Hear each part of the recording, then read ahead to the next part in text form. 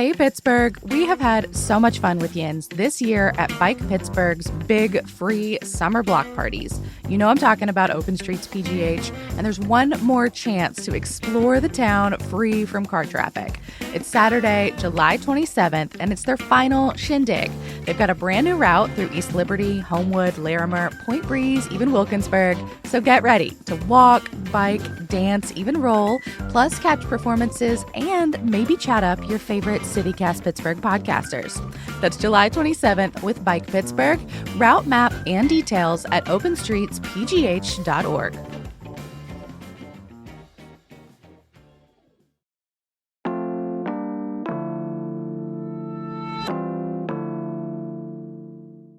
Today on CityCast Pittsburgh, if you have a medical cannabis card, you could become part of a protected class here in Pittsburgh. Our state has a new license plate, but I guess not everybody loves it. And a local pizza place made it on a New York Times best of list, but not in the way you might think. It's July 12th, the Friday News Roundup. I'm Megan Harris, and here's what Pittsburgh's talking about.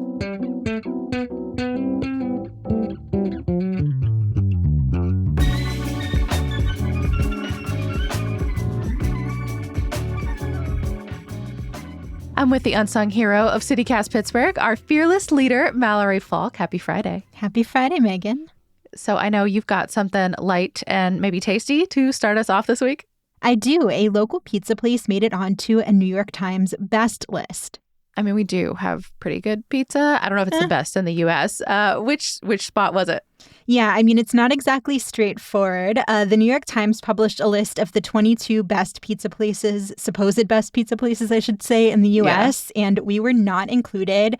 As you might expect, there was a lot of backlash to the article. As the Times put it, the comment floodgates burst open. Everyone came in with their opinions, sharing their favorite spots, and letting the Times know what they'd left out, their most egregious omissions. I mean, fair. The comment section always likes to blow up on stuff like that. I feel tremendous pressure when we do best of lists just in the city of Pittsburgh, let alone like an entire nation. Yeah, true. I guess next time we're stressed about what's making the cut here, we don't have to worry about the wrath of the entire nation and globe, because apparently there are people from all over the world weighing in the comments section.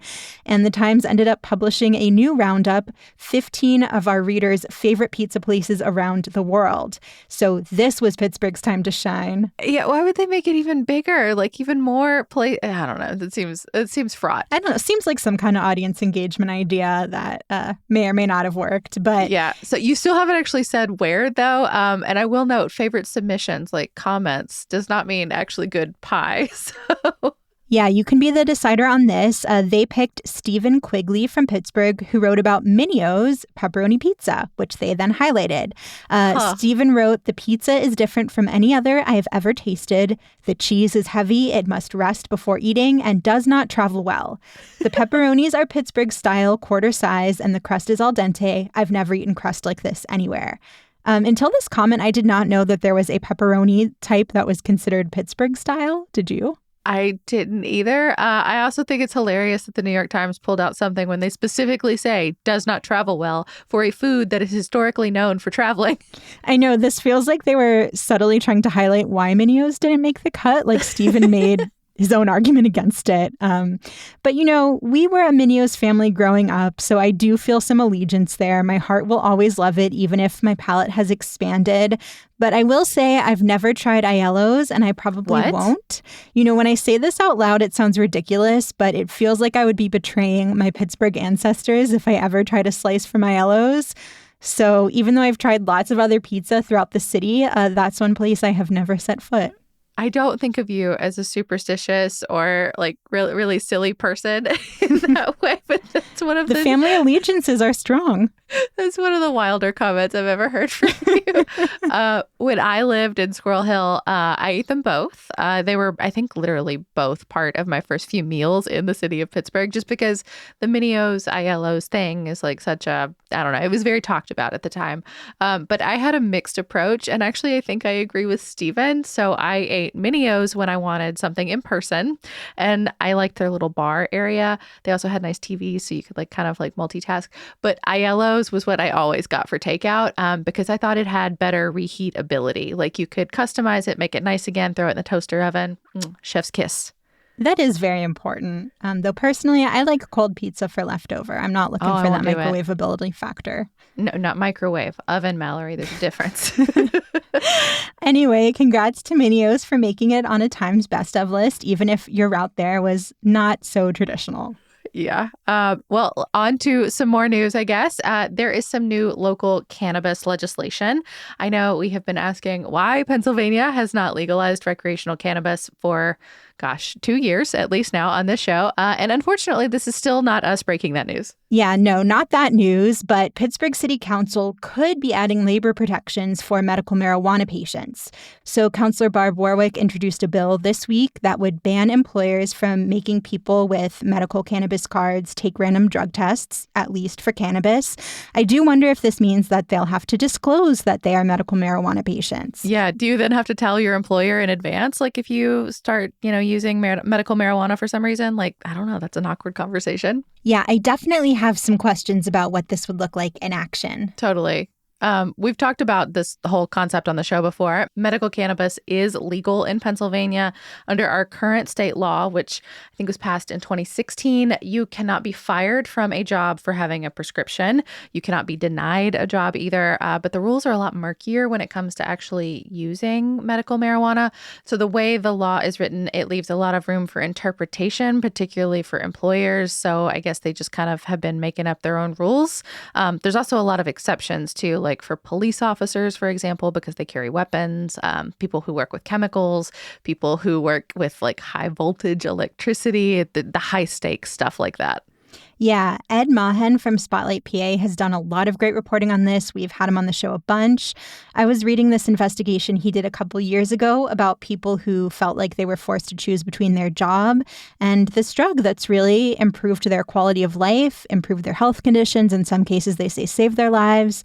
So Ed pointed out that the law includes this line that says employers can prevent workers from, quote, performing any duty which could result in a public health or safety risk while under the influence of medical marijuana.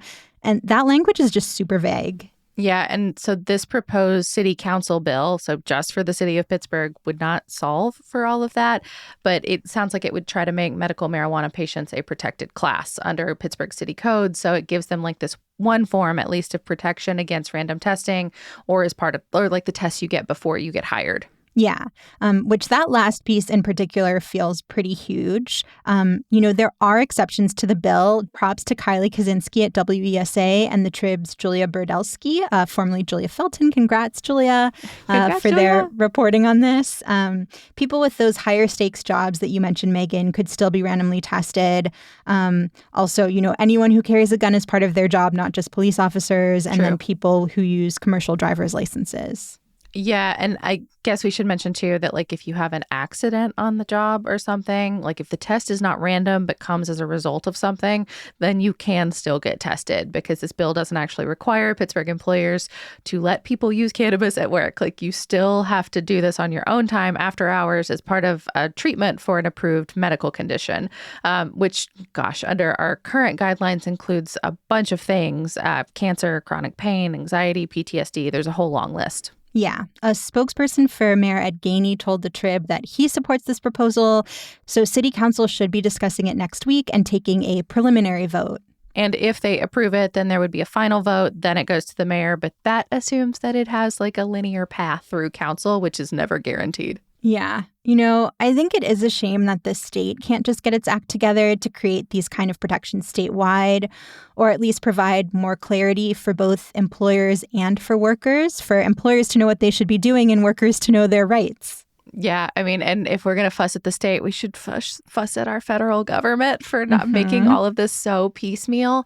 But I mean, at least here in the city, I guess the concept is not unheard of. The firefighters union, for example, got it so that their members with cards, they don't get random tested either. So there is a path. Yeah. And I mean, talk about a line of work where you might end up with PTSD or a ton of other health conditions.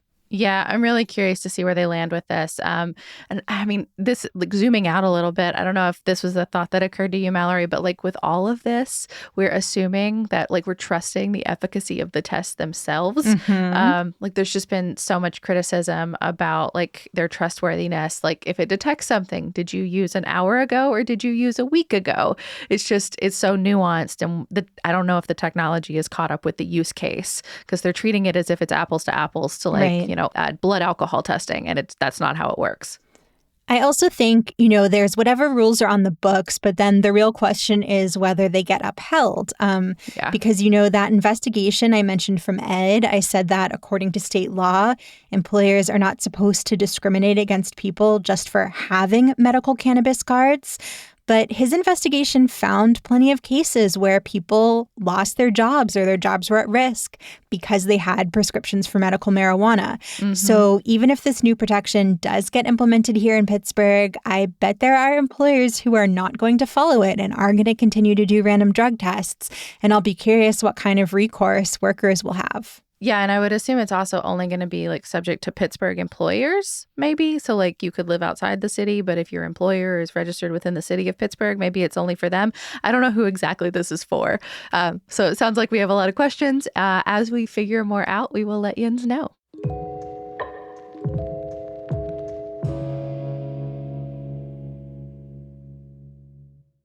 Want to know one of my favorite sounds? Here it is. That's the sound I hear when I'm learning Spanish with Babbel. And if you want to learn a new language this year, I guarantee it'll be one of your favorite sounds too. I'm David Plotz. I'm the CEO of CityCast, and I've been doing Babbel for a few weeks, and it's been so much fun. This week, I've been learning lots of food vocabulary and how to order in a restaurant. This is one of the things I love about Babbel, is that it's about learning the language so that you can use it. As Babbel says, it's designed by real people for real conversation. So it's all based on real life situations. And these restaurant lessons are awesome. When I went to Mexico City last year with my girlfriend, I was mute. But next time, I'm going to be ordering the sopes and las salsas picantes. Babbel has over 16 million subscriptions sold, plus all of Babbel's 14 award-winning language courses are backed by their 20-day money-back guarantee. Here's a special limited time deal for CityCast listeners. Right now, get up to 60% off your Babbel subscription, but only for CityCast listeners at babbel.com/CityCast. Get up to 60% off at babbel.com/CityCast. Spelled BABBEL.com/CityCast. Rules and restrictions may apply.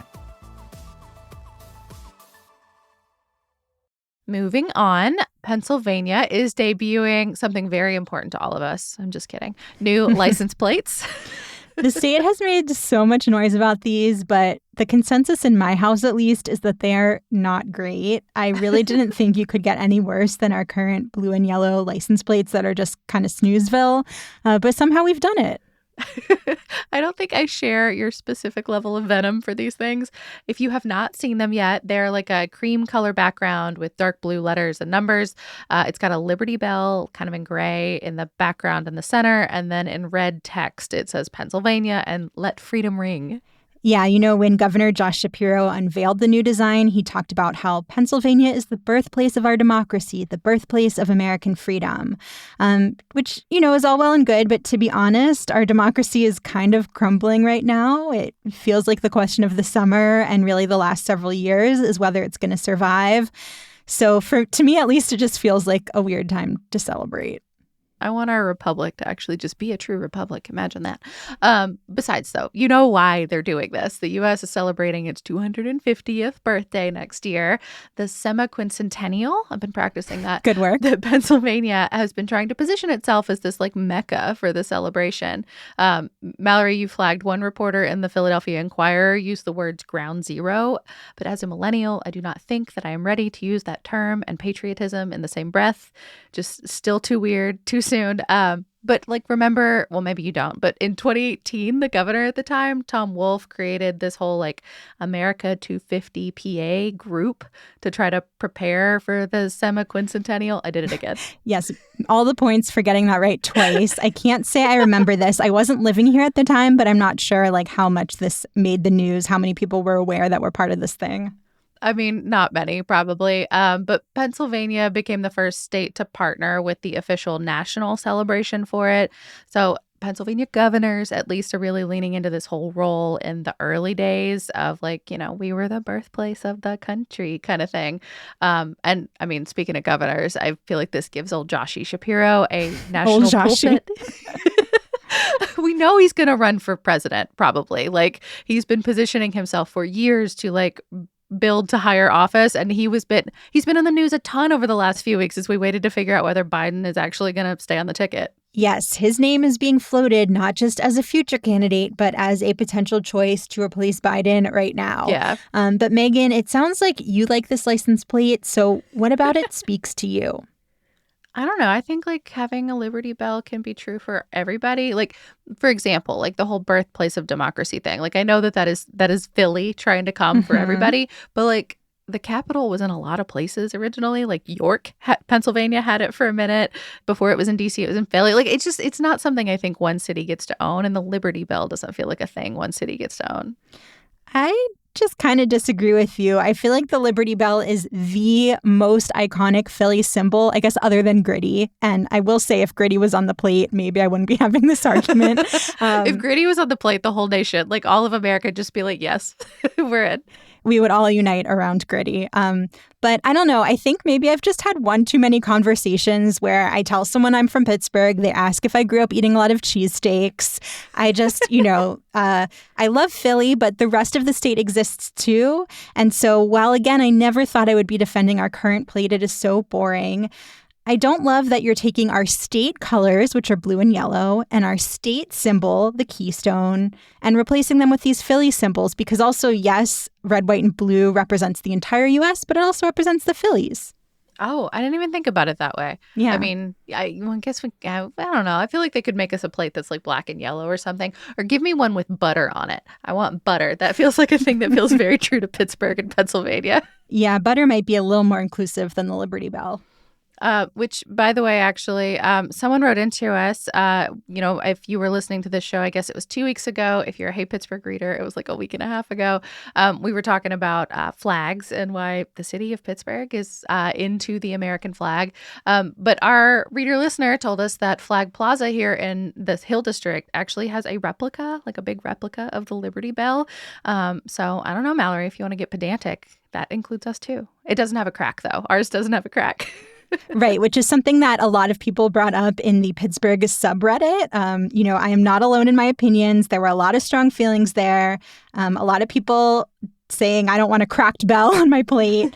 A lot of the comments there, people were kind of longing for the blue and yellow license plate from the 80s that said, "You've got a friend in Pennsylvania," which I remember on our family minivan, one user wrote, "That bitch was mint." Which I appreciated. I obviously was not here for that, but I love it. I would happily support that.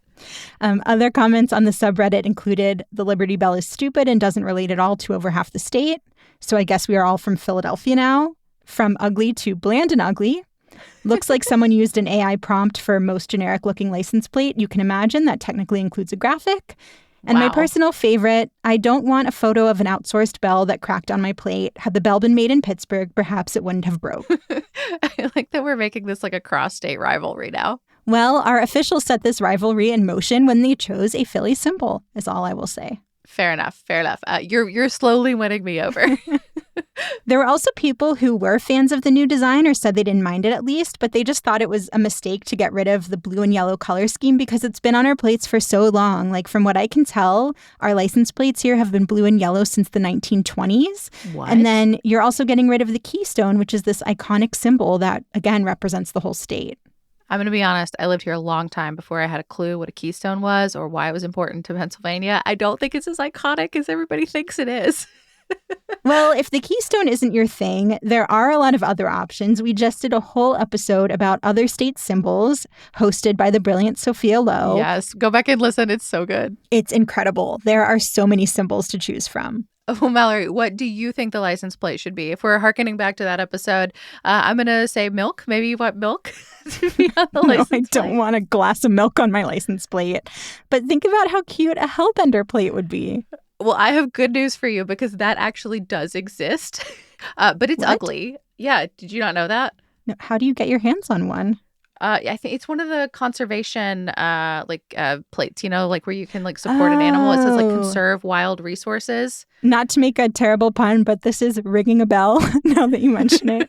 They should have just made that the official one, not a specialty plate. But once again, I think it's kind of ugly. I think we missed an opportunity here because they put the little critter just on the one tiny side. So you really don't get the Hellbender in all of its eel-like glory. We just keep striking out with license plate designs, it sounds like. Yeah, I don't think they tried very hard. Well, if you are not a huge fan, like Mallory, of the new Liberty Bell design, you can hang on to your old license plate. The new ones are going to be rolling out next year, so that's spring 2025. But if you are super pumped about them, you can go to PennDOT's website now and order them. And you can get vanity slogans on any of these, but a reminder that there are rules to follow. We did a whole podcast about this, so just make sure you're not being too gross or vulgar when you submit your idea because they are expensive and they will get rejected. Yes, I had no idea Pennsylvanians are so creative with their curses. We'll put the link to that show in the show notes. But Mallory, before we wrap up, what is one thing that's going to be on your mind this weekend? So this week, Pittsburgh City Council created a fund for festivals that were hurt by the pandemic. Yeah. But then they didn't actually set aside money for the fund or say where it would come from. So Councilor Teresa Cale Smith proposed this fund back in early June, and at the time said that the city could use $2 million in federal pandemic relief funds that were specifically for artists. But I guess all of that money has already been spoken for, so I don't know, it seems interesting to me to create a fund with no money in it, and I will be curious to see what happens and if these festivals do get financial support, extra financial support. Yeah, a reminder, this all came about in the wake of the Juneteenth debacle and which one was going to receive city funding, which of course resulted in both of them receiving city funding. But then other festivals were like, wait, can we tap into some of that money? And it's just gotten more complicated from there. Yeah, TBD how this all resolves. I have two, Mallory. I've done good. I've only had one the last several weeks. But one is some sort of sad city news. One of our public servants passed away last weekend. His name was Tim McNulty, and I personally knew him almost exclusively as Peduto spokesperson, our former mayor. But my partner was actually his competition for a long time. They were both beat reporters at the time covering City Hall. And I've just read so many notes over the last week from his family and friends and different coworkers. And I just want to say I agree with all of them. He was really considerate and patient and so funny. And he just loved the city of Pittsburgh. And he is already so very missed. The city is considering renaming the press room at the City County building in his honor. And his family is going to put up a bench in Allegheny Commons West Park to mark one of his favorite spots. It's all really sad and sucks, but also very sweet. Yeah, that sounds like a really nice way to commemorate his work and who he was. Mm-hmm. And then the second one, I feel confident that Tim would not mind this. This week marks the Steelers' 91st birthday. They were one of the 10 original teams in the NFL, or what became the NFL. If you want to learn more about the team's history, one little recommendation, they've got a bunch of great memorabilia and tours over at Acrisure Stadium, and regular Pittsburghers usually lead them. They have different ones, but it's just worth checking out if you've got a free 30 minutes or more and want to learn more about why Pittsburghers are so obsessed with this thing. That's all for today here on CityCast Pittsburgh. Our music is by Benji. Mallory Falk is our executive producer. Sophia Lowe produces the show. Lane Fisher is writing our Hey Pittsburgh newsletter. And I am your host, Megan Harris. We will be back on Monday with more news from around the city. Have a great weekend, everyone.